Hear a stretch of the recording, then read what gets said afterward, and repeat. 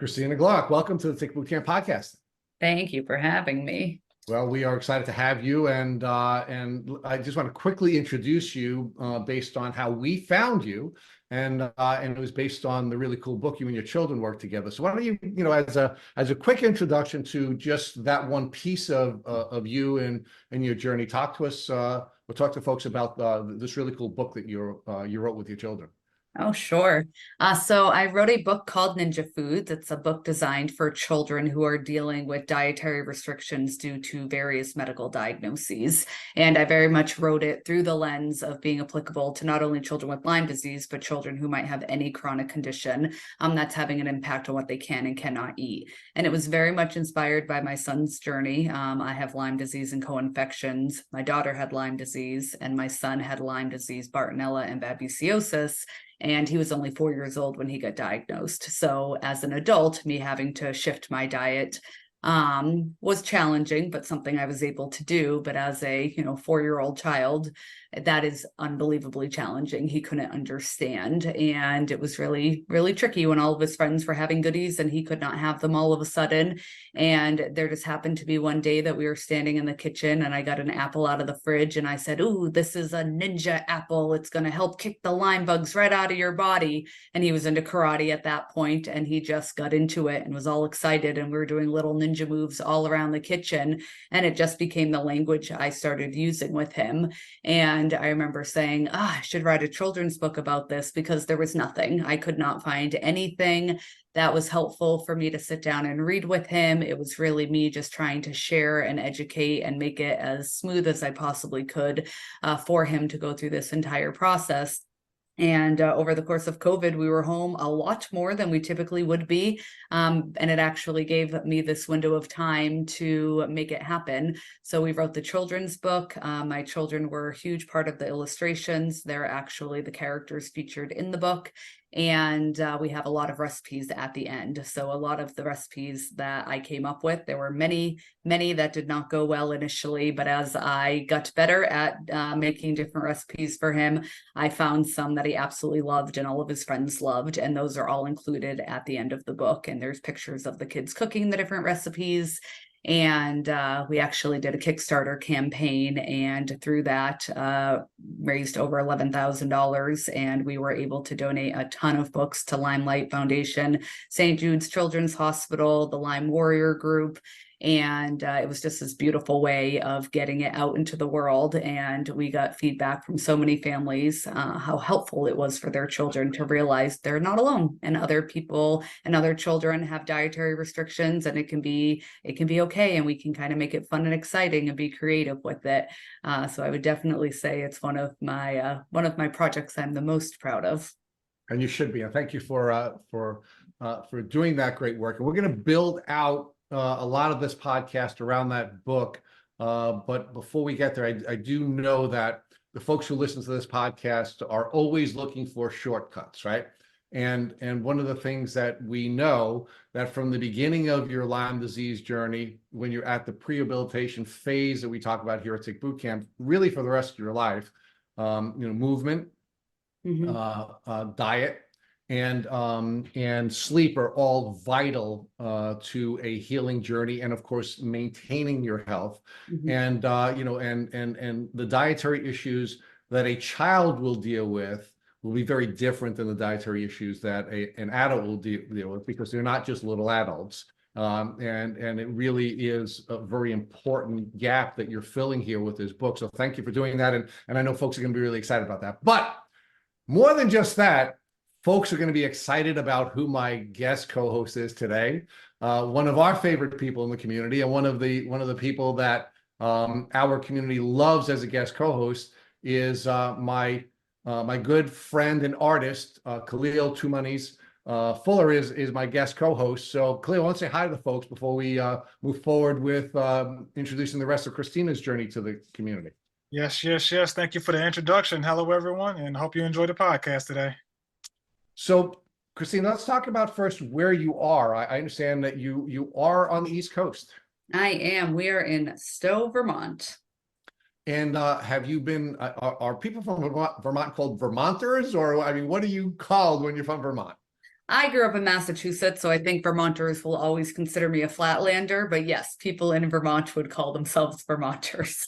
Right. So talk to us about what it was like to grow up in New England, and what your relationship was during your childhood with the outdoors. Yeah, so I grew up in Massachusetts, in Central Mass, and we had a summer place on Cape Cod. So being outdoors has always been a very important, significant part of my life. Looking back at my childhood, my mom was a teacher. So the last day of school, we'd pack up the car and head to the Cape, and we wouldn't come back until school began. And my entire childhood, I was just outdoors. You'd wake up in the morning, we'd be outside riding bikes, playing baseball, going to the beach, fishing, crabbing. I'm a big skier, so in the winter time when we weren't down the Cape, we'd be on the hill. My dad was ski patrol, so every single weekend, that's where we were from the minute the hill opened until it closed. So I've always been somebody who enjoys the outdoors. I played sports growing up. And at the point that I graduated from graduate school and was trying to determine where I wanted to live, I ended up here in Vermont because I used to come up here to go skiing all the time. So I think Vermont has a lot to offer in the sense of being outdoors.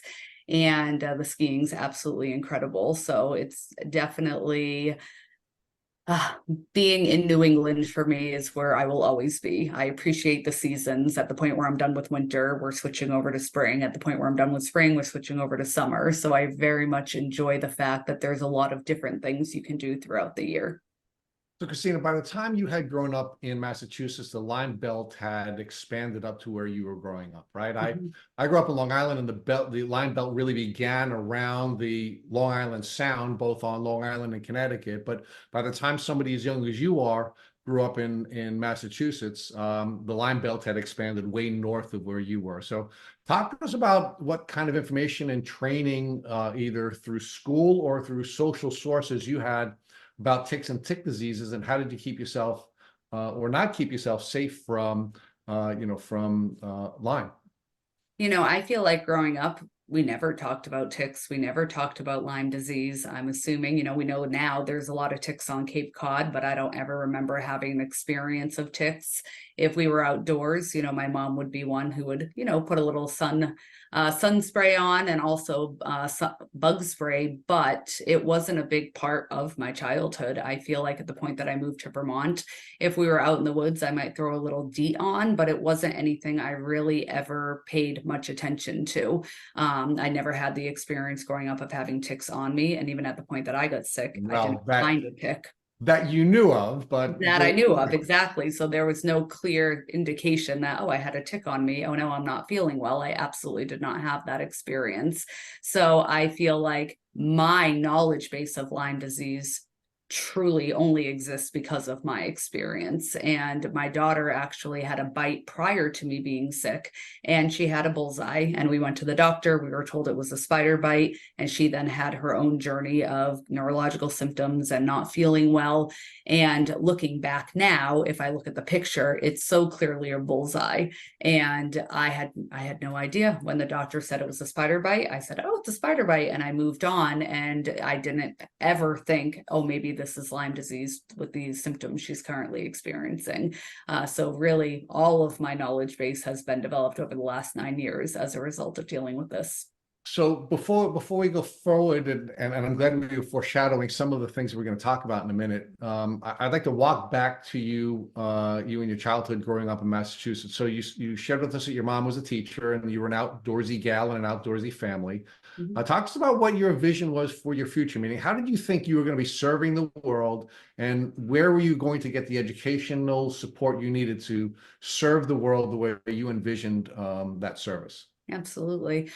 So ever since I was really little, my parents said they knew I was going to be a social worker. I think I was the kid on the playground and, in kindergarten defending other children who were being picked on. So working with people was always something that I've had a passion for. Moving through high school, I always supported the Partners program, where we worked with individuals who had developmental disabilities.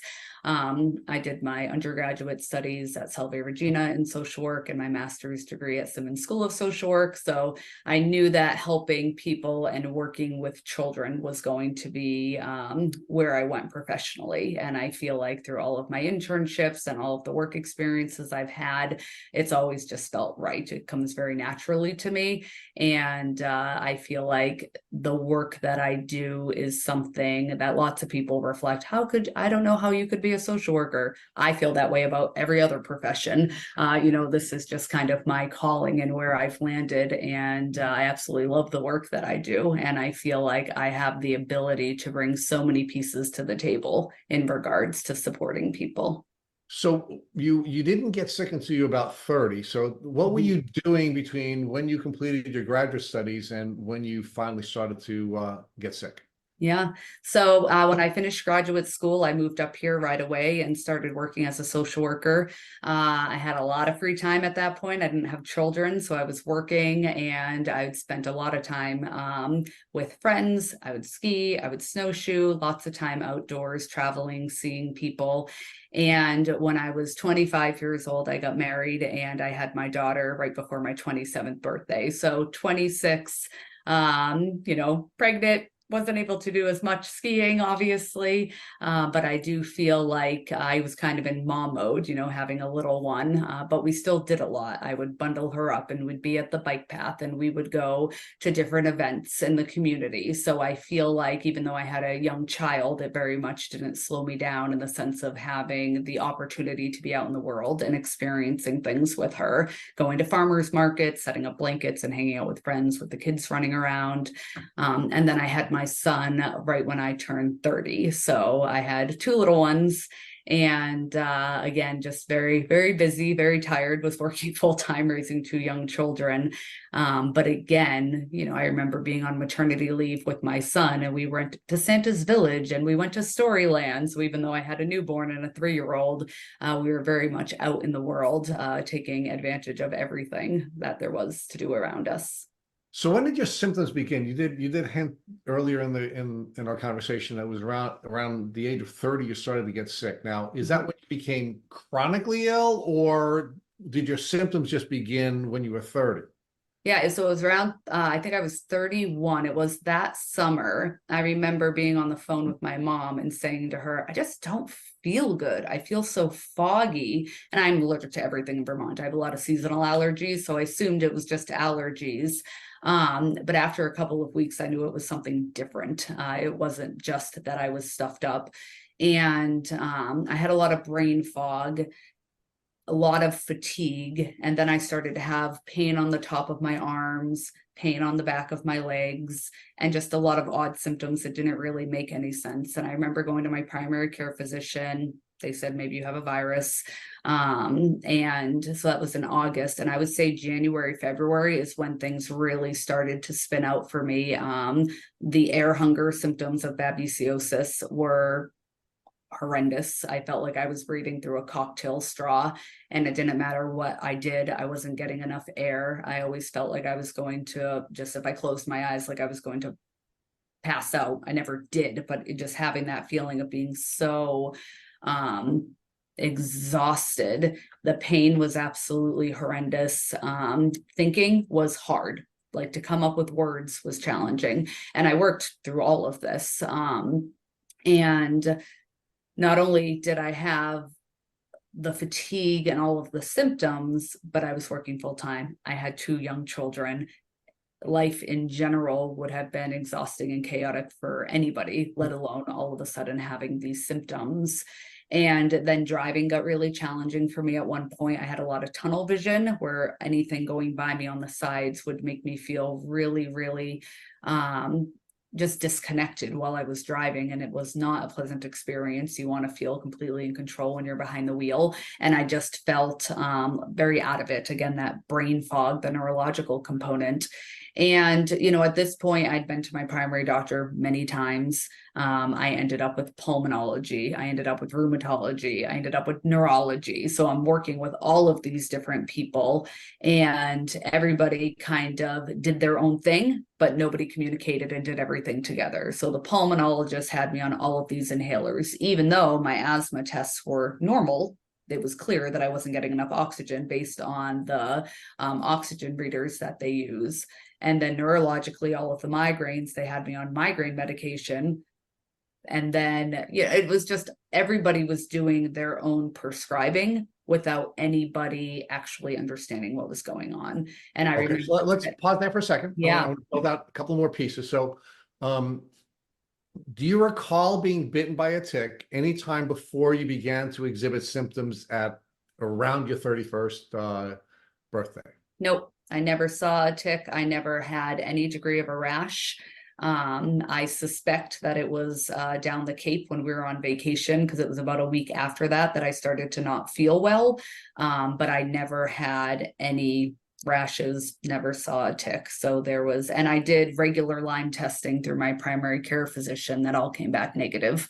And again, I knew nothing about Lyme at that point, so I assumed that that was accurate, and I never thought about Lyme until a couple of years later. So why was your primary care physician testing you for Lyme? Was that just a part of the panel of blood tests that you would do as part of your yearly checkup, or was this something that your primary care physician has suspected you may be dealing with when you began to exhibit your symptoms? I had asked for them to test me for it because they weren't sure what was going on. And a chiropractor I had been working with, who had her own experience with Lyme disease, said, "Have you ever been bit by a tick?" And I said, "No." And she said, "It sounds to me like this could be Lyme." So that's when I was tested. And when it was negative, I just assumed that that meant that wasn't what was going on. And what kind of testing were you doing at that time? Just your typical blood panels where they came back and said everything looked great and I'm young and I'm healthy, and they're not sure what's going on. Maybe you're tired because you work full time and you have little kids. It was a lot of dismissive pieces. So, Christina, in most cases, what we find is that folks can manage, this bacteria now, or this combination of germs until there is either just overwhelmed because you're just tired from from burning the candle at both ends, or because of some immunosuppressive event, some traumatic event. In some cases it's divorce, in some cases people dying, in some cases losing jobs, but there are these kinds of things. So it sounds like you were at the very least overwhelmed because you had two full-time jobs between being a mom of two very small children and a job. But what else was going on in your life at that time, just before you had gotten sick? Yeah, so at the point that I had been sick for a couple of months, we moved. And the house that we moved into was an older house that needed a lot of work. So we had purchased it, and then it was about a 4-month period before we moved in. But I remember my symptoms going from bad to much worse at the point that we moved into the new house. And it was after spending, 2 days straight in the kitchen, bleaching everything, ripping things out of the cabinets. And years later, we would learn that we actually had mold in the basement. So I think that that was a contributing factor to the spiral that occurred with my symptoms getting so much worse. But I remember, even to this day, I still have chemical sensitivity. And prior to Lyme, I never had that. But I think having all of that time with cleaning products took it from where it was at to really significantly worse. Or more likely, it's the mold, quite frankly. I mean, the cleaning products probably were not good for you, but the mold is it will take you down, right? It is immunosuppressive, and there are so many different microbes within that mold spectrum that can have a negative impact on you. But one of the things we learned from Dr. Rawls, for example, was that it's very rare for someone to go from tick bite to chronic illness unless one of two things happens. You get bitten by multiple ticks at one time, which clearly is not the case for you because you would have found them, or you are bitten by a tick and you find yourself in an immunosuppressive environment, like a moldy environment. Mold is that trigger, and once you have that immunosuppression from mold, then your tick bite microbes can just take off, and it sounds like that's what happened with you. I would suspect. Yep. All right, so talk to us about how bad it got between the time that you first started your symptoms. You then make that pivot into a new living environment, which sends your symptoms in a really ugly spiral, it sounds like. How bad did it get between the time that you moved to your new house until the time that you were diagnosed? So I moved in February of 2015 into the new house. So all the symptoms started August of 2014. I didn't get formally diagnosed until October of 2016. So it was over a 2-year period.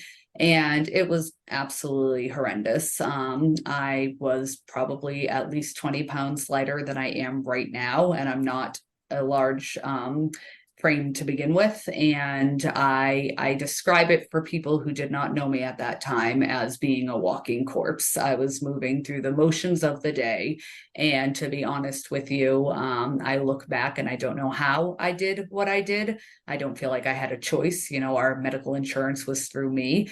At the end of the day, I'm very thankful that I was a social worker because I sit most of the day. Had I had a position that required me to be standing and walking and lifting, there's zero chance I would have been able to work.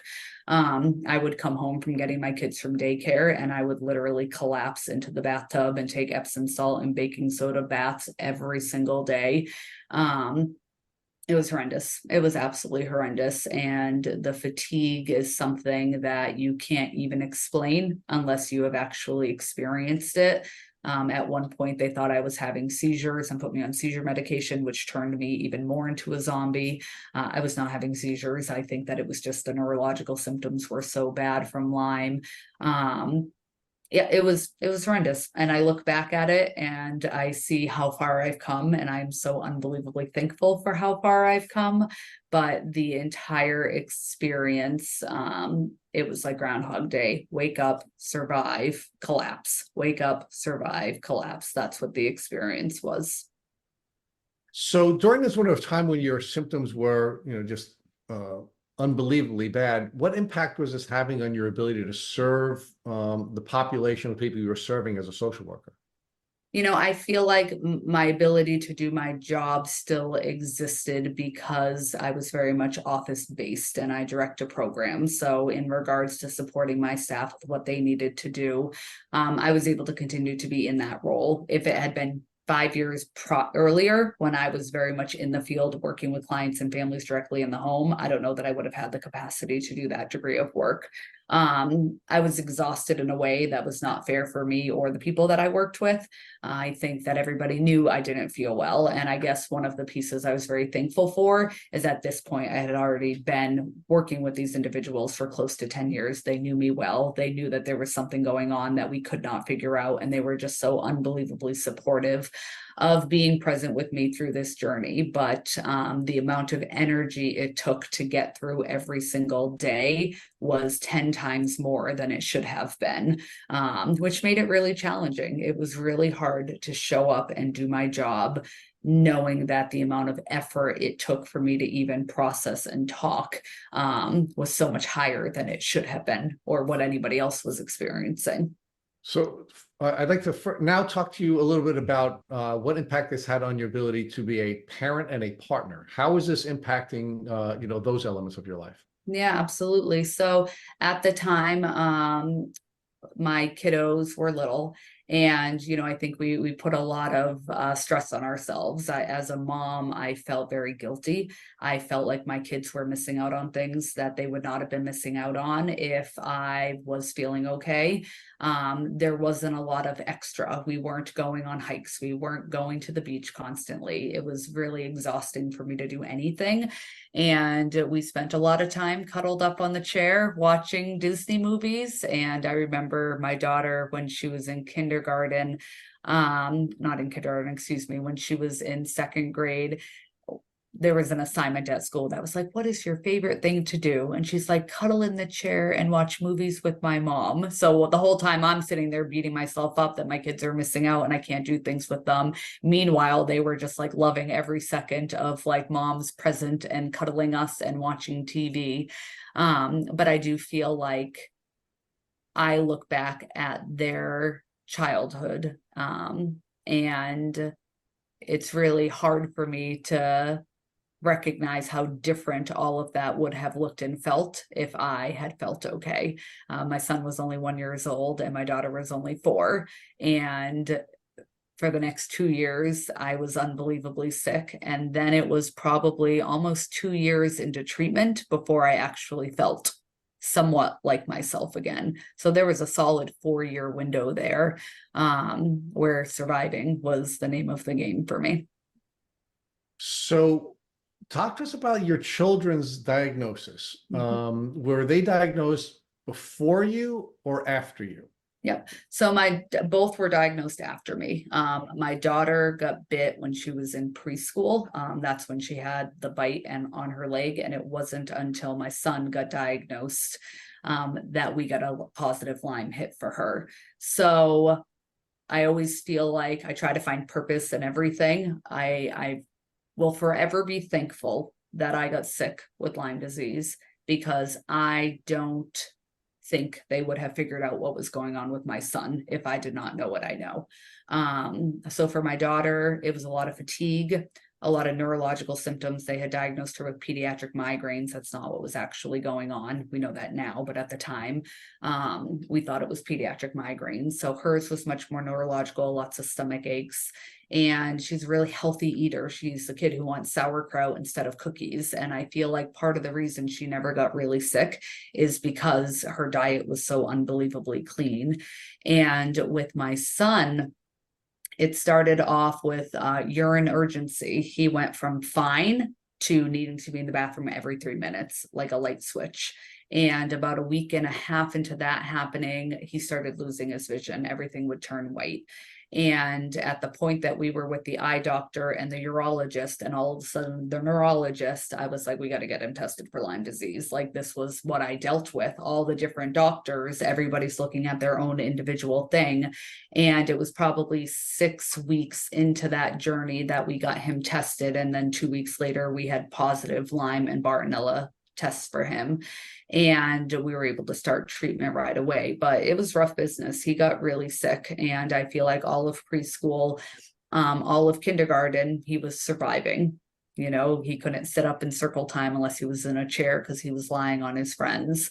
You can't possibly be a learner when you are having the urgency and feeling like you have to go to the bathroom nonstop. And little kids can be cruel. And, you know, there was lots of kids who made comments about it, and it made him really sad. And, you know, I think for him, the world shutting down halfway through first grade was a humongous blessing for him, because he was just home and he could just be. And I feel like at the point where he re-entered school, at the point that schools opened again for second grade, he had been treating long enough that his symptoms had decreased enough that he was all of a sudden able to be present in school in a very different way. And he's in 5th grade now, and he's doing incredible, and he's far ahead in regards to reading, whereas initially he was really behind. So it's just been incredible to watch this child come back to life again. So you've already shared with us that you have a fair amount of mommy guilt from you know, the time that your children were sick. So I feel a little guilty about asking you the question I'm going to ask you now, but I'm going to ask it anyway, because I always do when we have parents and children who have both have Lyme disease.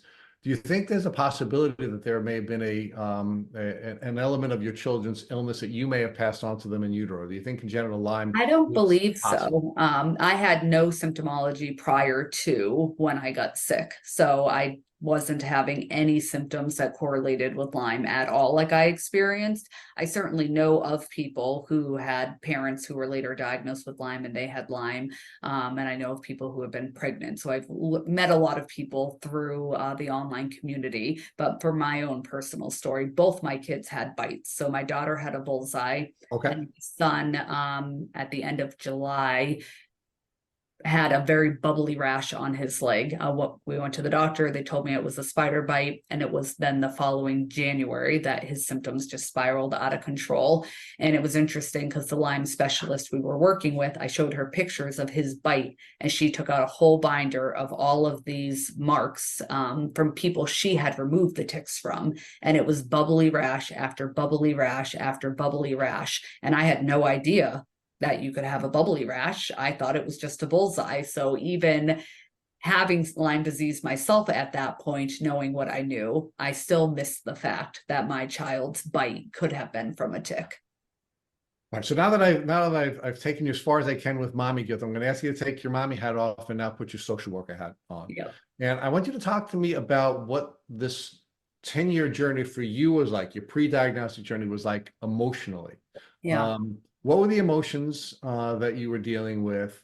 And how did you, if you did, keep yourself in the parasympathetic expression of your nervous system so that you could heal and you could be as healthy as you could be, despite having 2 full-time jobs and battling some nasty microbes in your system? Yeah. Terra would be the first feeling I would share. I was terrified. I didn't understand what was going on with me. All the And time? Were you terrified all the time, or was this something that was coming and going? no, it was pretty consistent because I felt awful every second that I was awake. And I feel like over the course of that 2-year period of trying to determine what was going on, I must have met with 15 different doctors. So to continuously be told people didn't know what was wrong with me, oh, it's fibromyalgia, oh, it's chronic fatigue. Like I knew that wasn't what was going on. So I felt very helpless. I felt very scared. At the point that I got a diagnosis, I felt very relieved. But I also knew that this was not going to be a 14-day of course of antibiotics and I was going to be better. I don't think I had any, I didn't realize the extent of what treating Lyme disease was going to entail. And, I think I had my own therapist who I worked with through all of this, and I will forever be thankful to her because I think she was able to be that person that I could go to and talk to and very much compartmentalize what I needed to and come up with questions that I had that I needed to ask. She really was an incredible resource for me just to try to get out of that place of like, okay, we now know what this is. So what are our action steps now? How are we moving forward? What are we going to do? I started working out again, and by working out again, I mean doing very, very little because over the course of being really sick, I went from somebody who was unbelievably active to not even being able to ski because I was just so weak and I just could not do anything. So I started doing yoga, and it was very basic yoga, but I just started to try to figure out how to move my body again. I was already eating really healthy through this journey, and I wanted to try to put pieces into my day that I knew historically were very, very good for my mental health. And I feel like as time went on, I was able to get back to a place of doing a lot of things. And it was not easy. I think I needed lots of reminders to stop and breathe. I also think that it was so chaotic in the sense of having young kids and working full time and all of their activities. I think keeping busy became a coping mechanism for me because if I was very, very busy, I wasn't sitting on the couch realizing just how horrendous I actually felt. Being sick has taught me how to not be in that chronic state anymore, but it definitely became a way of existing. So it sounds to me that when you're on the carousel of doctors, as we call it here in Tick Boot Camp, and you were going through that invalidating process, you were being diagnosed with a disorder rather than a disease because they couldn't figure it out, right? So there had to be something wrong with you, and you knew what that meant as a social worker when they were diagnosing you with fibromyalgia.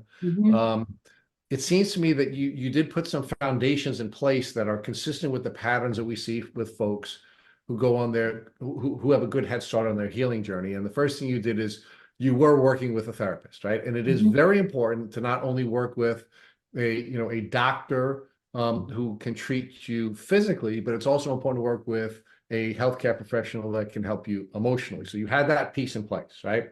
You had your diet in place. You were bringing you were dealing with these very important foundational issues. You were bringing movement back into your life. There's one other piece I want to talk to you about and ask you about what was your sleep like and what kinds of things were you doing to support your sleep at that time?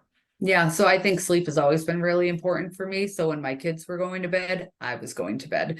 And I would get up earlier than my children to stretch and do yoga and try to integrate those pieces in. But I think for me, that 6 to 8 hour window of sleep was an absolute must. And there were many days where it would have been 10 hours just because I was so unbelievably tired. So at the point where the kids were going to bed, I was not then staying up. I was getting into bed as soon as I could because my body needed it, and I knew my body needed to rest.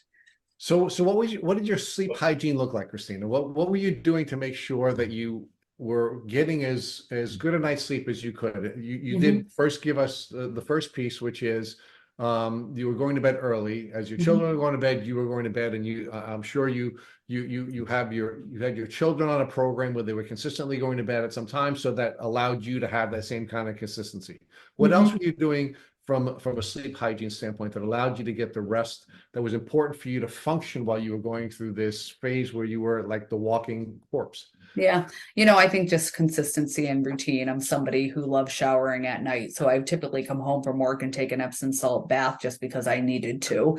But once the kids were in bed, I would take a shower, which to my body was kind of triggering that and getting ready for bed. I'm not somebody who's necessarily lying in bed watching TV or playing on my phone. So those weren't part of what my routine was. So I would shower, pajamas on, at the point where I was in bed. My bed's very comfortable. I love my bed. I have a air purifier in my room that's kind of like white noise. So that was always going. So again, just not having the electronics, making sure the temperature was comfortable and I wasn't too hot or too cold. That piece took a while because with babesiosis, I used to get horrific night sweats. But I feel like at the point where we were treating that and that started to go away, my sleep was definitely more restful. So, I'm not somebody who's ever had my kids sleep in bed with me. My dog at the time was a very large black lab. He did not sleep in bed with me. So I think I just really tried to make sure the environment was conducive to be able to sleep. I'd have a cup of water next to me. And if I needed to take anything supplement wise in the evenings, that was all part of the routine that I would be going through. Yeah, so it sounds like you had very, very good sleep hygiene between making sure that you were consistently going to bed at a time that was healthy, making sure that you were not using electronics for some window of time before you went to bed, and certainly not while you were in bed. Taking a shower, a warm shower, which of course reduces your core temperature, which then helps signal to your body to go to sleep. Having, of course, a good bed and having the temperature set up properly, and for you having some white noise seems like it was a really good set of sleep hygiene that allowed you to get good sleep. You were eating well at the time, you were getting your movement, and you were, unfortunately, of course you had your therapist who was helping you on the emotional front, but now you're on the carousel of doctors. So how does the carousel finally end? How do you get the diagnosis after you have this good foundation in place? So the person, and she is just somebody I will forever adore, was actually a nutritionist I was working with. Through this whole process, we realized that I can't have gluten, and I started working with a nutritionist. And again, we weren't really sure what was going on, and we weren't sure if there were other food issues, which is why the dietary restrictions began with me initially, and food sensitivity testing, and I came back reactive to all of these different foods. So I started working with this nutritionist, and I was with her for about 6 months. And I remember her saying to me, she said, "You are doing everything we are asking you to do, and you are not getting better. This is not about what you're eating. If this was just because of gluten, you would not be having the degree of issues that you are still having." And I remember her saying to me, "I think you need to work with somebody different." She had a lot of experience at a clinic in southern Vermont that is well known for treating Lyme disease that she had worked at. And she said, "I feel like this is Lyme disease." And of course, I said, "No, I tested negative for Lyme." And the doctor I was working with at this time said that they specialized in Lyme and had assured me that that was not what was going on for me. And she was adamant that I go through IGeneX testing. And I remember following up with the doctor I was working with at that time, a naturopath, and saying, "I know that you don't think this is what it is, but I need it. I need to see on paper that this is not what's going on." And she agreed, and we did the testing. And 2.5 weeks later, I had positive Lyme and babesiosis. And it wasn't until years into treatment that I popped positive for Bartonella as well. So before Cleo takes you now through your diagnostic journey and your treatment journey, I do want to make one other observation, and that is that one of our past guests has called Lyme disease the supermarket diagnostic disease. And she said the reason she called it the supermarket diagnostic disease is because you're more likely to be diagnosed in the supermarket than you are in a medical doctor's office, or in your case, a naturopathic doctor's office. Yep. Because those of you who have been on the journey know what it looks like, right? Mhm.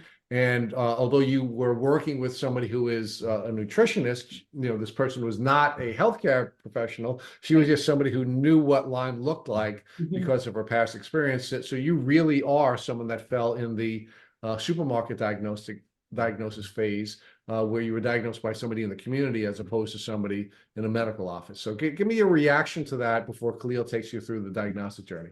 I think it's the reality, and I couldn't agree more. There's 3 individuals that I've been the supervisor for who have been diagnosed with Lyme disease and co-infections just because I was their boss. And as I was watching them and listening to them, I'm like, I'm pretty sure you have Lyme disease. And then they followed up with testing, and that is exactly what they ended up happening or having. So I think for me, it's been a very interesting journey, and it's been incredible how many people have reached out to me saying, hey, my kid had a tick bite, or hey, so and so told me, hey, you should talk to Chris because she's experienced Lyme disease and maybe that's what you're going through. The amount of people connections has been such a significant part of this journey and has been more meaningful than a lot of the work that I've done with individuals who were working as doctors or different practitioners, because I feel like a lot of the pieces that I found out about or different approaches that I tried, it was me bringing information forward saying, hey, I did research on this, or so-and-so told me about this. This is something that we should be looking into.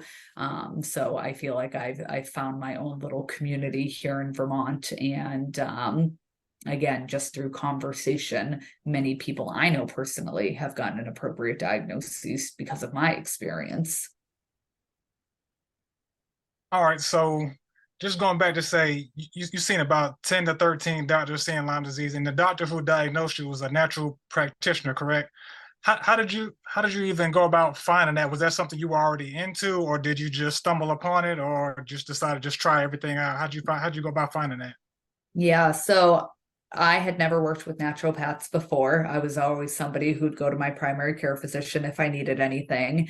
And I think at the point where the primary care physician wasn't able to help me, and lots of different doctors at 2 different hospitals that I was connected to through pulmonology, neurology, rheumatology, weren't able to help me. I had individuals I knew personally here in Vermont who said, you should check out this office. They're a naturopath. They're going to look at your whole body as opposed to each individual part of you in regards to symptomology and figuring out what's going on. So that's how I landed with the naturopath to begin with. And it's not anything I had ever done before. And at this point, I absolutely love working with naturopaths because it's such a different approach. And it really is looking at the entire being and figuring out what was going on versus just the lungs.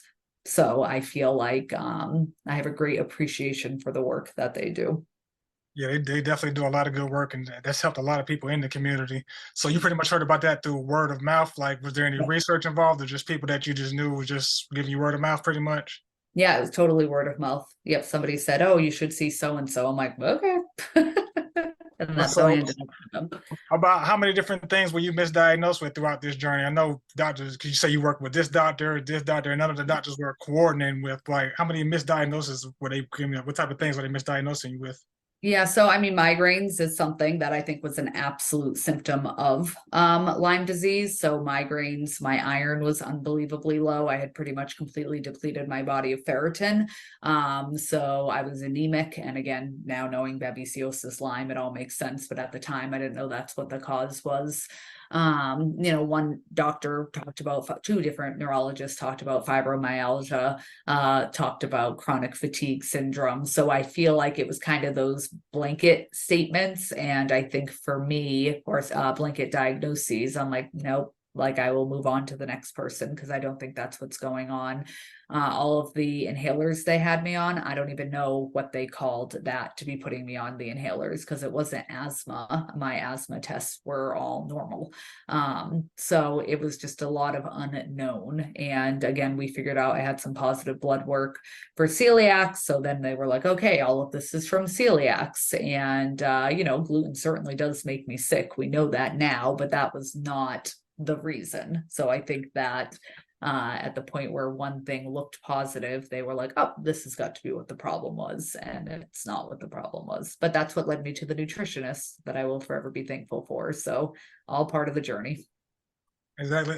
Do you know what kind of testing they did when they diagnosed you? Do you know what testing that you used? Yeah, so I did testing through IGeneX Labs. So with IGeneX Labs, I tested positive for Lyme and babesiosis. And I don't remember if they tested me for Bartonella at that point. I think that you fill out the different symptom lists, and that's what the doctor had tested me for.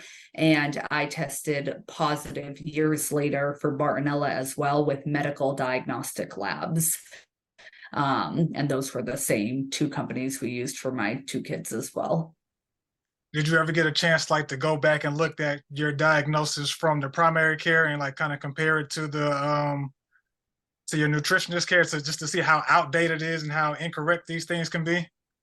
Yeah, no, I think it's interesting because my primary care doctor does not have Lyme disease listed as a diagnosis for me. And when I went back to my primary care physician with the positive results from IGeneX Labs, the response was, oh, that's a scam. Everybody tests positive through them. So even with positive test results in hand, to this day, there is not acknowledgement that I have Lyme disease.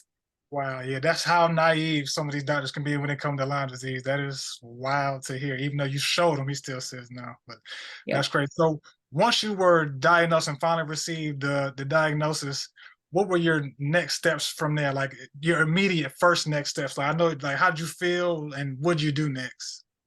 I think again, relieved that we finally had an answer. And I feel like I'm an excellent patient. I will do what I am told to do. And I think for me, the next part was really just trying to figure out how to exist with the different treatments, whether it was the antibiotics or the herbal treatments or both at the same time. I feel like it was almost a full-time job to figure out when to take everything and how to space everything apart. So at the point that I had the formal diagnoses, it really, for me, I kind of went down the rabbit hole.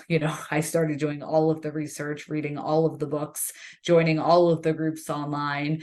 And I would say about 6 months into the journey of treating, I kind of stopped everything. I left all the Facebook groups. I felt like I was having a lot of it was too much. It was too much in my space. And I wanted to just focus on what I could focus on without having all of this information coming in from other angles. And, I think that in the Lyme groups, one of the pieces that I'll reflect on is a lot of people who are in those groups online are really, really sick. So you're just seeing person after person after person with these stories that are so overwhelming. And I wasn't seeing a lot of, but I got better. I got my life back. I'm okay. Because at the point where people were okay, they weren't in those groups anymore. And I really had to separate myself from that environment. And eventually I was able to go back. And I feel like I've really gone out of my way to share on various different social media platforms and even through the book, like there is hope, you can get better. And it can be a really long process. But I needed to make sure that I wasn't adding to my own stress factor with exposure to other people's journeys because it was really overwhelming. So dealing with the naturopath, my guess or my assumption would be the first thing you probably tried was like more so herbals and tinctures and stuff like that. Would that be correct? The first thing I did was find a different naturopath, because the one that I had been working with, I had been with for over a year. And through that whole time, I had asked about Lyme several times, and she felt like that wasn't what was going on, and she never tested me. So I did not do any treatment with her. There was another individual who's very well known in Vermont who I started working with, and it took a little bit to get in with her. And she started with natural tinctures, and then we built up to antibiotics, and then it was a combination of both. And obviously a really intense focus on diet and nutrition, but at that point I felt like I already really had a good system in place for that. And I started doing ionic foot detox treatments, and eventually found my way to hyperbaric chamber treatments. So through her recommendations, I started to integrate pieces in. But you have to pick and choose, because even though I have incredible health insurance, most of this was not covered. And we had to treat based on financially what I was able to do at various stages throughout this journey. Now, in the Lyme community, a lot of people, there's always a debate versus herbals versus antibiotics. Did you feel one worked better for you, or did you feel it was a combination of both? How long did it take till you start to feel any relief from either one or the other or both? Yeah, I think that it was probably 2 years into treating before I really felt a significant shift. I was not quite prepared for how much worse my symptoms were to get at the point that I started treating. I didn't think I could feel worse, but at the point that we started to treat and I started to herx, I realized that it could get worse than what I had been experiencing. And we had to go slow. We had to go very slow with me. I feel like I reacted very strongly to antibiotics. I reacted very strongly to the natural tinctures, and it took a long time to build up to the doses I needed to be on. So I don't think for me personally, I ever had a moment where I'm like, huh, that one particular treatment had a drastic shift.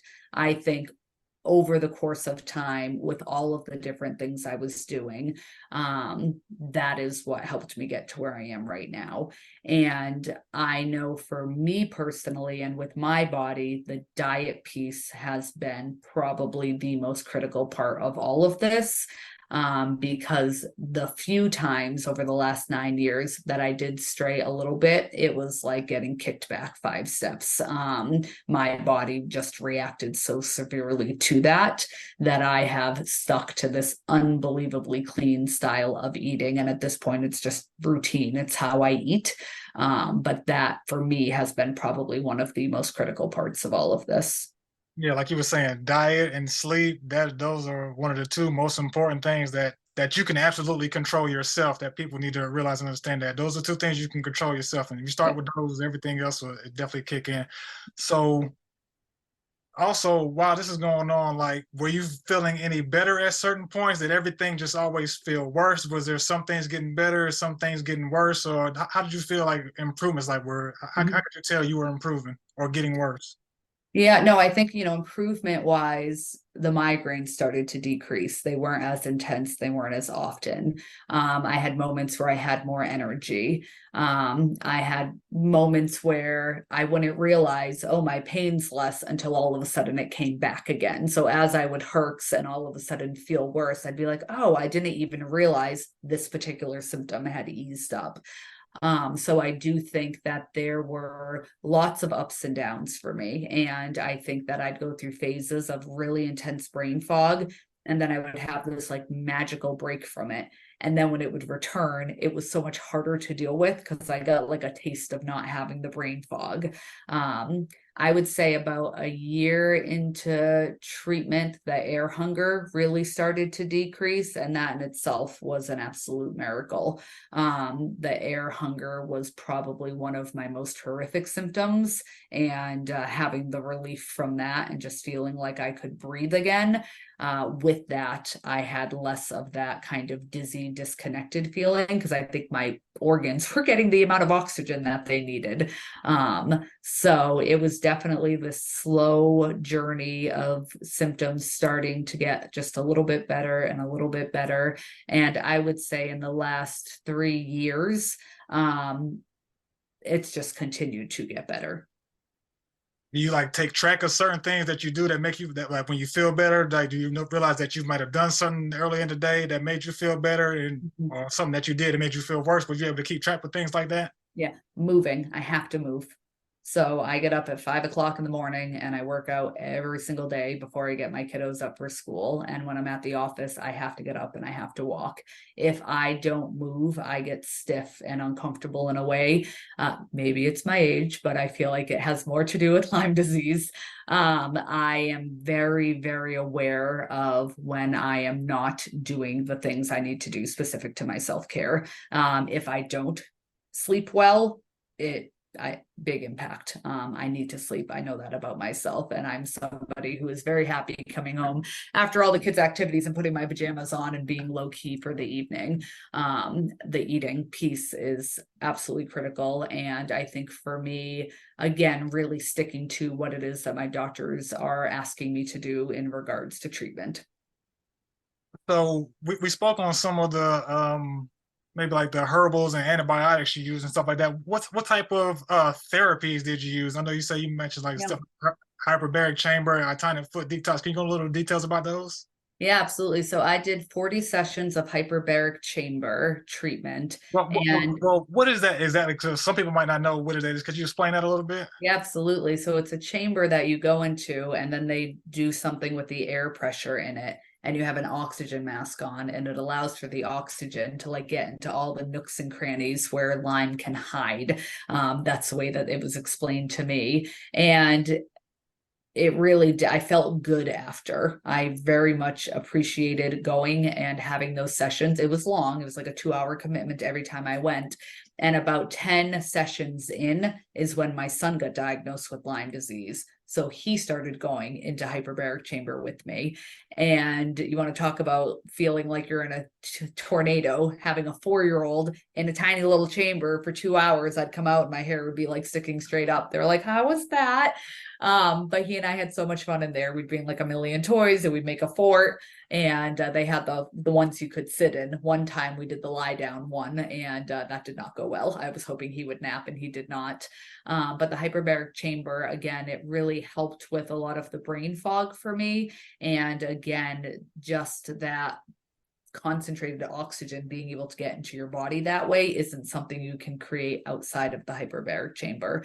It's actually something that at this point in my treatment, I'm actually looking into again, because I still have some neurological symptoms. They are nothing compared to what they used to be, but it might be as I'm like winding down on needing treatment at this point, it's kind of those final touches that they're wanting me to try.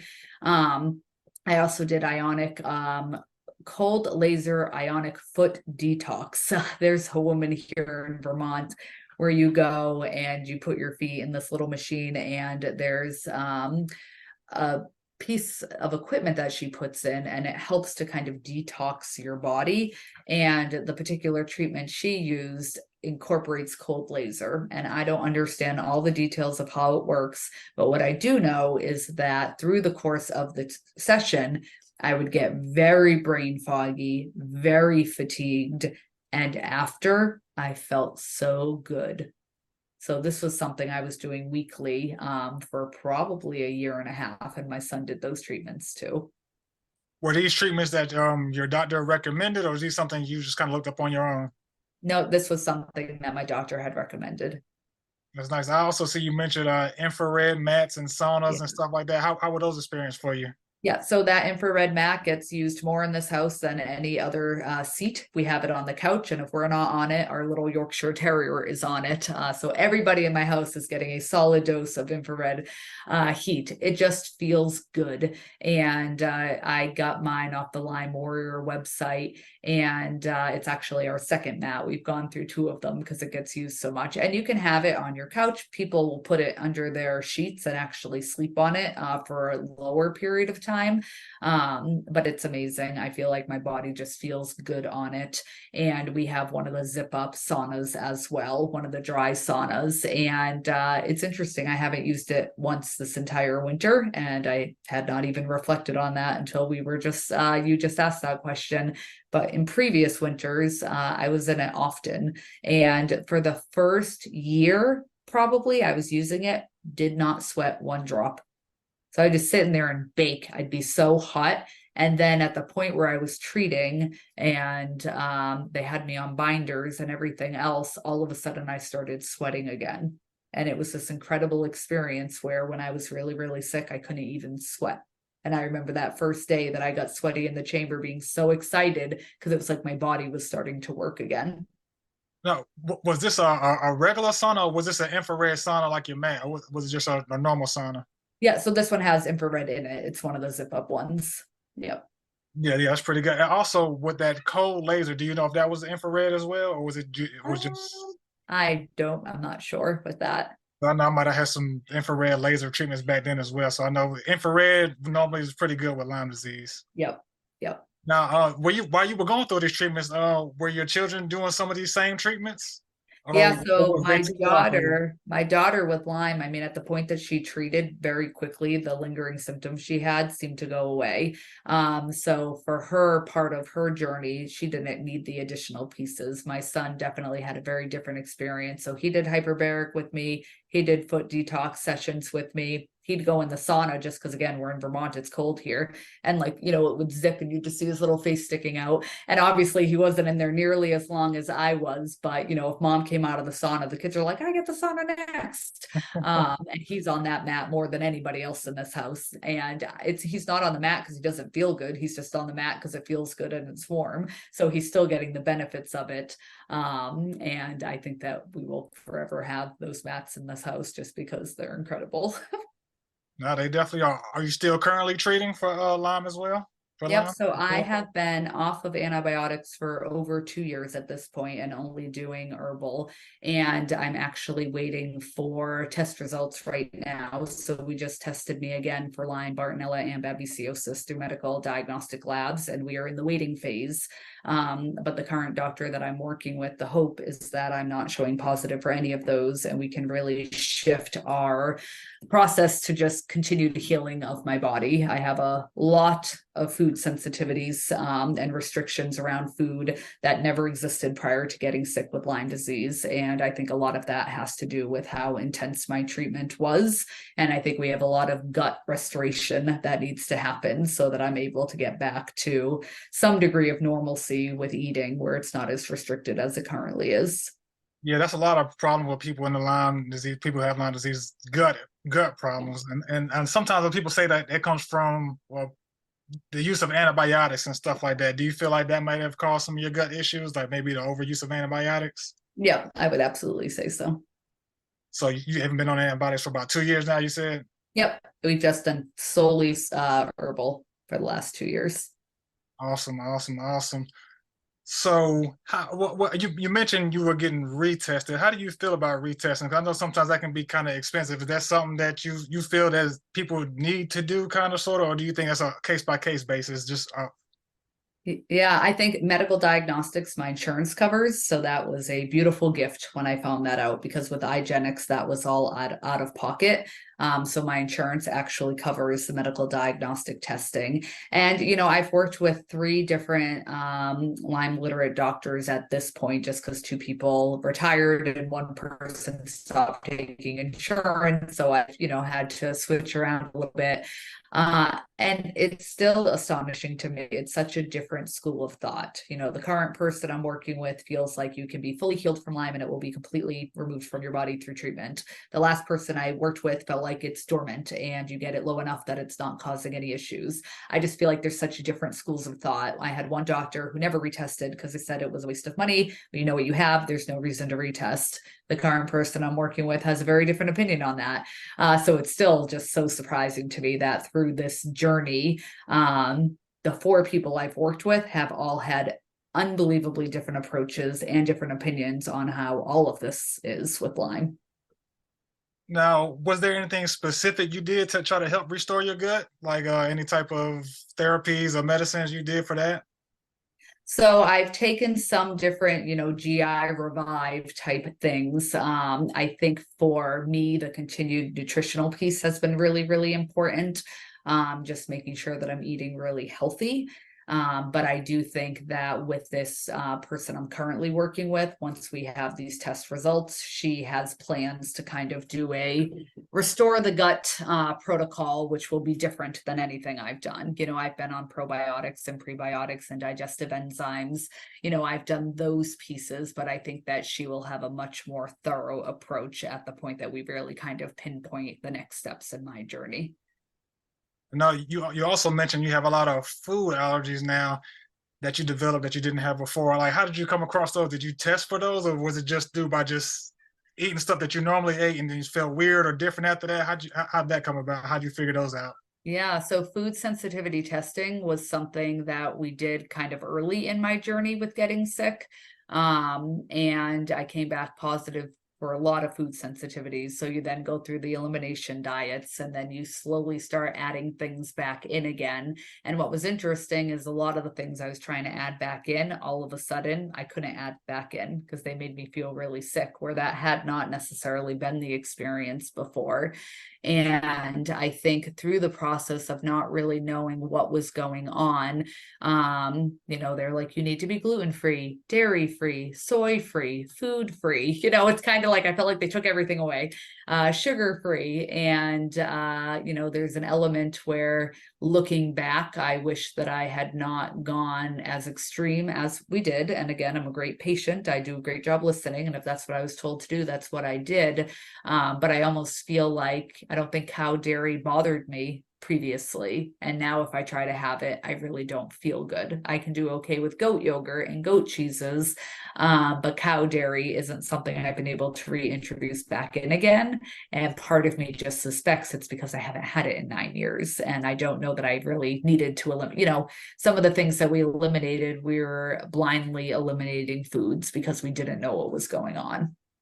Exactly. Well, since we're on the topic of foods and you wrote your book about foods and healthy for the kids, like what's a typical meal like for you, like just throughout the day, like just what you're clean eating? What's a typical meal like for you throughout the day? Yeah, so I drink shakes every morning, protein shakes, and I make huge salads for lunch. I always say that if I ever decide not to be a social worker, I'm going to open up a salad truck somewhere. I've gotten really creative with salads, and I do a ton of meal prep, and I will buy pounds of ground turkey and I'll cook it all up and then cool it, and I freeze it in individual bags in the freezer, and that's what I put in my salads. I do that with sweet potatoes. So I do a lot of meal prep and then I do a lot of freezing. So in the morning when I'm getting ready for work, I can do salad with cabbage and carrots and avocados, and then I have frozen sweet potatoes and frozen turkey that I just throw into the salads, and I make my own salad dressing with oil and lemon juice and salt and garlic. So I feel like I'm very routined in what I eat. I always eat goat yogurt in the afternoon with fresh berries and flaxseed in it. And then dinner time is, you know, meats and vegetables. And sometimes I'll do quinoa or brown rice. But, you know, my diet's very clean. I don't really eat anything that's prepackaged. I do a lot of baking with my son. A lot of the recipes in the book are, you know, he loves these chocolate banana muffins that we came up with, and you can turn them into brownies or cakes. I make apple cake all the time for him and I, and you know, it's sweetened with unsweetened applesauce, so there's no sugar in it. Everything that I make it kind of follows what the Lyme diet expects in regards to not adding the extra sugar and gluten in. And you know, last night that's what we were eating at 7:30 at night last night. So I feel like we certainly don't go without. My son is eating brownies and cookies all of the time. His ability to eat what he wants is far better than mine. I still have a lot of pieces that we need to work on in regards to introducing foods back in. But the recipes in the book are very much based on how does a little kid feel like a little kid and be able to have cookies and have brownies and not feel left out when everybody else at school is having those things. And everything that I have for recipes in his book, I make in bulk and I freeze all of that too. So I'll give him frozen cookies out of the freezer, and by snack time they're defrosted, and the recipes work really well for that. So lots of meal prep, and just consistency with what I have. Well, I'm glad you mentioned meal prep because like when you sit with Lyme disease, you don't want to cook every day. So like that takes a Right. toll. You have to cook every day because you can't just go out and just buy fast food stuff from the restaurant. So most Right. people with Lyme disease, like if you're trying to get better, like you probably have to cook your own food more than likely, and just cooking enough of it just so you have a bunch of it, so you don't need to cook every night, every day. You can just cook enough for 2 or 3 days, and a lot of the times we're eating the same thing, but at least it's not harming us as much. And like you said, how you cooking with your son and stuff like that, like how you got the book and the sweets and the goodies for them, like the adults need those too, because we still like sweets too. Yeah. We still need that Exactly. book, we still need that Exactly. good stuff too. So like it's great for the kids, and trust me, we all need it. So Yes. glad you Yeah, did I would that. agree. Very, very, very glad you did that. And I guess my last question will kind of be, I guess we kind of talked about like just your last little bit. So you're still working on your last little bit of treatments for Lyme disease. How often do you get treated or supplements, like to go see your doctors? And how often do you do that still?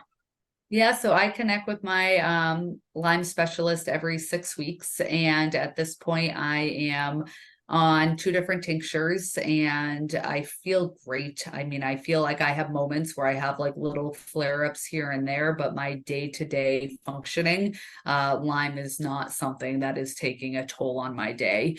And, I think I have moments where I'm like, am I fatigued and tired right now because of Lyme? Or is it just because I work full time, have 2 kids, and I'm a taxi driver because they are old enough that they have all of the activities in the evening? I feel like I'm not having significant impacts on the day to day. And I feel like some of the pieces that still linger a little bit, I've actually started working with an occupational therapist who specializes in the brain.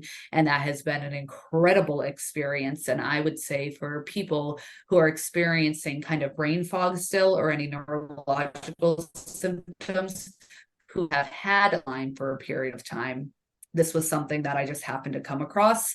And nobody had ever said to me, oh, you can go to an occupational therapist who can help with that. It has been amazing what she has been able to stir up. And I thought some of those symptoms were still Lyme, but I don't think it's Lyme. I think it was actually the aftermath of having Lyme for as long as I did. And through her experience, it's very treatable. And I feel like I've only been working with her for a couple of months, and it's a notable difference that I'm experiencing in regards to just brain fatigue, if that makes sense. There is this phase after we go through getting ourselves ready for the battle, that prehabilitation phase, and then of course we go through that phase where we're aiding our body in killing the disease. We then have to go through rehabilitation.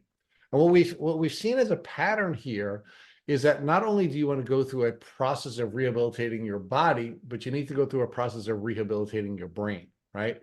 Because your neural pathways are going to change as a result of either the trauma associated with being, in this experience, or having bugs in your brain and the impact that having the bugs in the brain is going to have. Yes. So there are many folks who have gone through these neural retraining programs as a result of having this experience and finding that symptoms that they had begin to drop off with this neural retraining. So talk to us a little bit more about that. Yeah, I think it's been incredible. I think for me, driving, I get really tired still. And the individual I'm working with was able to say to me that my brain, my visually, I'm working 70% harder than the person next to me just to process what I'm seeing, which is astonishing to me because I work full time and I feel great. And that's the piece that I said to her. I feel like $1 million compared to how I felt when I was really sick. And she was talking all about the neural pathways. She's like, it's just about reprogramming them. And you have all of these neural pathways. Anybody who's gone through something like this is going to have ones where your brain goes, whoop, we're going to go this route. And now what we're doing is retraining it to say, oh, nope, here's the new one we're building. And now that one's getting stronger. And eventually this one will stop working. And then we've got those healthy neural pathways really strong and working in your brain. And it's incredible. It's very, very exciting. And again, this is a newer part of the work that I'm doing at the moment. And in just a short amount of time I've been working with her, it's been notable how different I have felt. And, she can piss things off in a particular way, which isn't pleasant, but it's also exciting exciting to me, if that makes any sense. And it was actually interesting because the first day I met with her, I like broke down crying, which is not an experience I've ever had. You know, the whole time I've been dealing with this, I felt like I have been having to advocate for myself, and nobody's really understood. And she got it. Like, she just understood, and she felt so bad that this is a journey I've been on. And I think for her, just knowing that this is still the experience people are having, is heartbreaking to her. And, you know, for her to give the ability to state to me, I understand what's happening in your brain right now, and I can help you, and this is fixable. It was just so overwhelming because, you know, you get to a point where you're like, okay, I'm about 90% better. Is this just the new normal? And I'll always just be 90%. And I think she gave me a lot of hope that 90% isn't good enough, and you can get further than that. So, Christina, and I want to give you some additional, validation on that front. We recently interviewed Rachel Leland, who published a brilliant book that we're actually going to be, promoting pretty aggressively as well, in addition to promoting you and your book.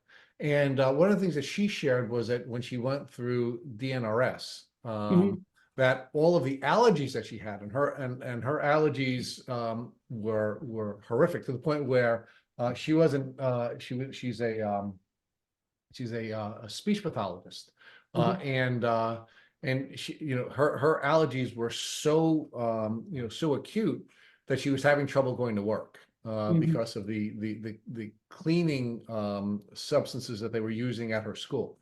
And as it turns out, that all disappeared once she went through her neuro training program, and it was pretty rigorous, and it took her a fair amount of time, and she had to be pretty Spartan about doing this rigorous program. But actually, her allergies disappeared after the neuro training. So I'm hoping that will be your experience as well, and I'm going to ask you to report back to us so we can share that with folks as well. So yeah, I had actually done a lot of DNRS myself, especially with all the chemical sensitivities, and I notable difference. And I think it's something that I actually pulled the book out a couple of weeks ago, because I think now that we're focusing on gut repair, I feel like DNRS is something I do want to utilize as part of that process.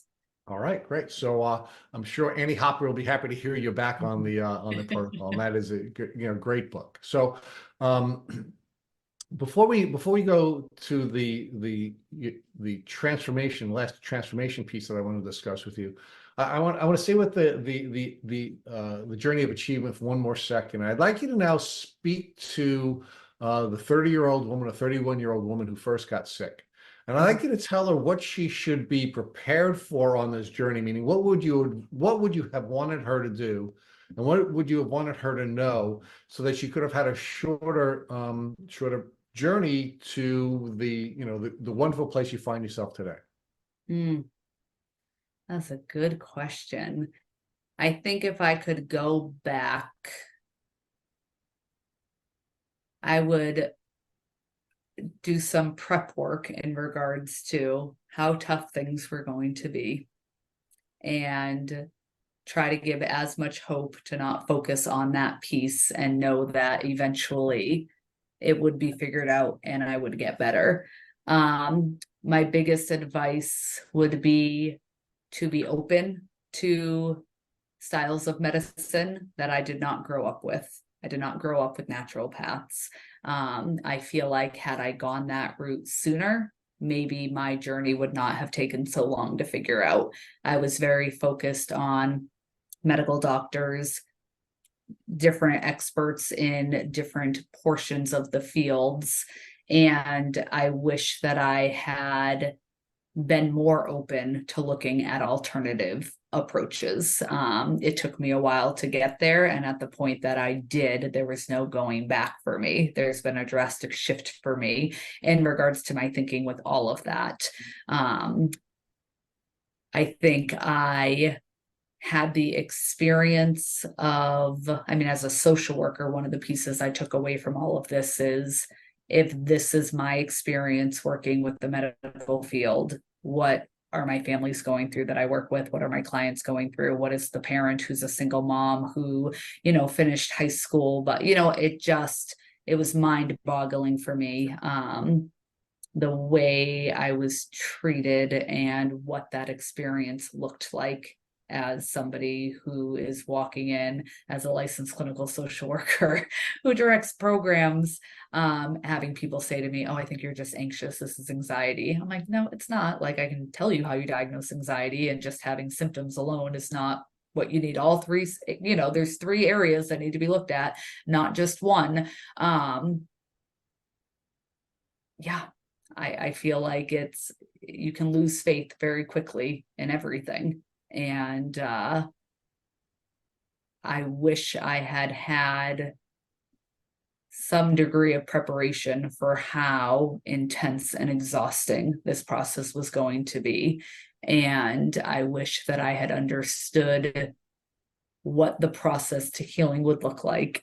And I wish that I had the information to know that it was going to be okay in the long run. All right. That's beautiful. So let's now talk about the other beautiful element of this journey, which is now, I guess I should say, the truly beautiful element of this journey is, of course, it's been transformational for you, right? I mean, it's allowed you to become a more pure version of yourself, and it's allowed you to give to the world in a way that you would not have been able to do that. And you've sort of outlined a lot of that, how you become an even more empathetic person with the people that you're working with. But talk to us about the bigger picture, and I'd like you to tie that into how that helped you to be called to write your book. Yeah.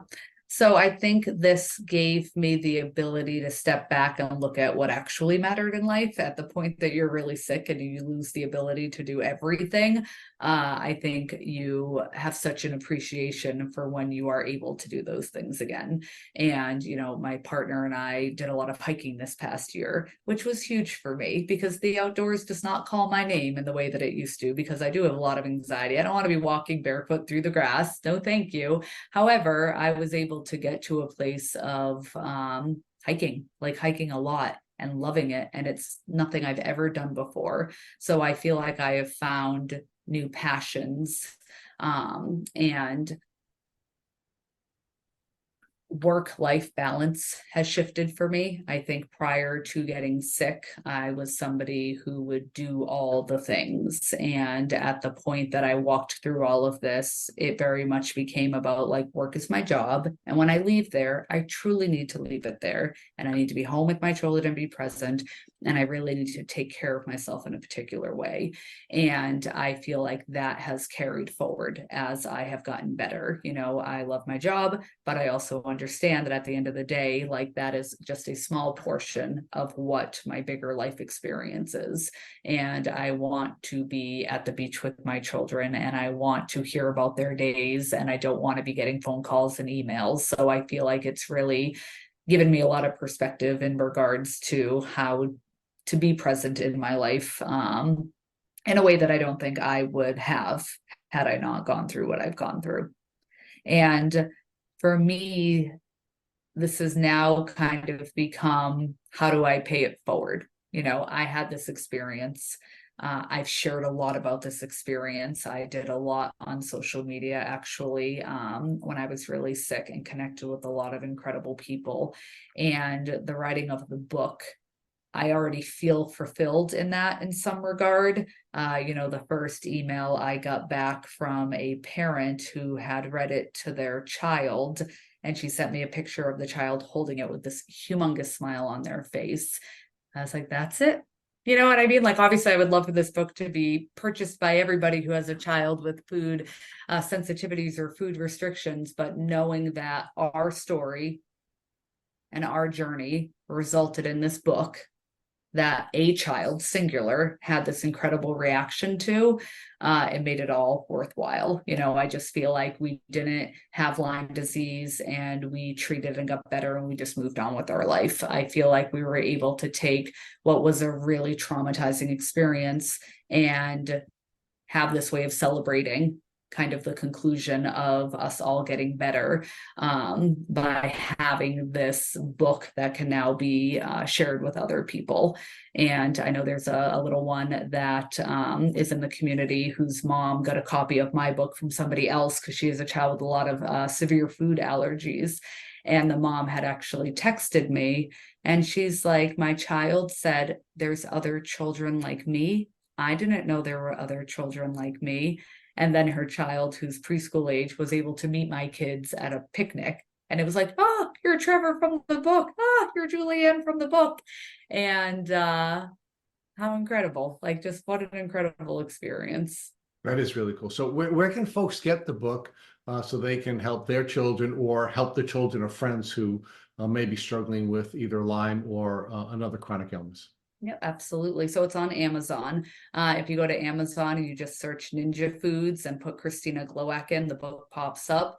It's available on ebook. You can get soft cover, you can get hardcover. It's on Barnes and Noble here in Northern Vermont. It's in a bunch of the bookstores up here. But Amazon is typically the direction that I point people, because most people have access to that. And I tell people to log in. I'll post online on my own site when it's on sale, because sometimes it goes on sale on Amazon. And I always ask if people read it to leave a review, because I think it's great to get the information out there and for other people to know about that. Yeah. And I have on Facebook a Ninja Foods page. And then on Instagram, I also have Ninja Foods _ children's book. So you've given us so much, Christine. It's just, this has been a really, really cool and powerful interview. But I have one more ask, and Okay. my final ask of you, and I shared with you that we have a new question here at Tick Boot Camp. And actually the interview that Matt and I did earlier this week was the first time we came up with a new question. And it will be in the questionnaire for the newer guests. But since I have a really powerfully educated social worker, I'm not going to be upset about surprising her. So here's the final question. Okay. I would like you to give us the top 3 no cost or low cost recommendations you would make for treatment for people who are on a chronic Lyme disease journey. Okay. Number 1 would be diet. And I think that eating healthy can be expensive. I understand that for sure. But I also think that there are ways to go about doing it that can be lower in cost with how you purchase things. And if you buy more in bulk and you do meal prep and then you're freezing, it not only saves time and energy, but it also makes it so that food is readily available for you. I think that's one of the most challenging portions of dealing with this, is when you're tired and you're fatigued and you don't have stuff prepared, you may not have the energy to cook. And I feel like if you're able to get other people in your lives that are in your family, if they're able to figure out how to make some simple meals for you, or you find a couple of your favorite crock pot meals where you can throw it in the morning, and then in the evening when you come home tired, you already have food going. I've got beef stew cooking right now. That is going to keep you on track. So I think that preparation piece is really, really important. The second one is stretching. I know that for a lot of people, when you are dealing with something like Lyme, the fatigue and the body pain and the stiffness is so significant. And somebody asking or telling you to do something as simple as stretching or walking can seem outrageous, because you may not have the energy to do that or the desire to do that. If you can get up and walk even a little bit, march in place, stretch, the impact that then has on how your body feels is so significant. And, I feel like if you do it for a couple of weeks, it's just going to become part of your routine. It's a must for me. It's a non-negotiable in my day. And I feel like as I moved through treatment and my endurance started to return again, it's just something I literally build it into my day. If you look at my work calendar, walk, and it's not consistent, but it happens every single day. It might be 2:00 today, 10:00 tomorrow, any little 30-minute chunk, I can stick it in there. I'm making that happen, and I'm making that a priority. I think the other piece that I would reflect on is, in regards to treatment, it is expensive, and antibiotics, for me at least, were covered by my insurance, so that I appreciated. most of the herbals were not. And I think for me, it's very important that you're advocating for yourself and you are telling the doctors what it is that you actually need. I have worked with doctors who would have had me taking $800 a month worth of supplements if I had followed the plan that they wanted me on. And I had to say, I'm not willing to not go to the movies once in a while with my kids because I'm putting all of my money into treatment. What is the top 2 things that I can be on? Or is there a different website I can order this from? And is there a discount code? I think the advocating piece is really, really important. And I think shopping around for a doctor that is going to be able to meet your needs is absolutely critical. And I feel like even right now with the newer person I'm working with, I have loved who I have been working with, but I feel like I've plateaued. And I feel like within that plateau, I'm like, okay, we're just kind of adding more on right now, but I don't really feel different. I don't feel better. I don't feel worse. I think I need a new approach. And with that new approach, the individual that I'm now working with, we've already had the conversation in regards to the amount. I'm like, I cannot spend all of hundreds of dollars every single month on treatment. And she's like, yep, nope, I understand that. And I think that her willingness to work with me around those pieces is really, really important. So I think having the treatment that you can consistently do is going to be more important than diving in and then not being able to continue with it. Slow and steady, I think, is going to do more for somebody in the long run than not consistently doing something. Oh, okay. So to sum it up, and I love all 3 points. Mhm. Your first recommendation is food prep. Your second recommendation is movement, progressing towards stretching. And the third is being a financial advocate for yourself with your medical providers. Mm-hmm. Absolutely. Wonderful. I love all 3. So thank you for sharing those 3 low cost and no cost options that would be helpful on a healing journey. And I can't thank you enough for all you do for the community by writing the wonderful book, by sharing your journey on podcasts like this one, especially this one. And I want to also thank you, Khalil, for being kind enough to take time again away from your family and your artistry to join us here as a co-host with Tick Bootcamp. Always. Thanks for having me. Yes, thank you so much.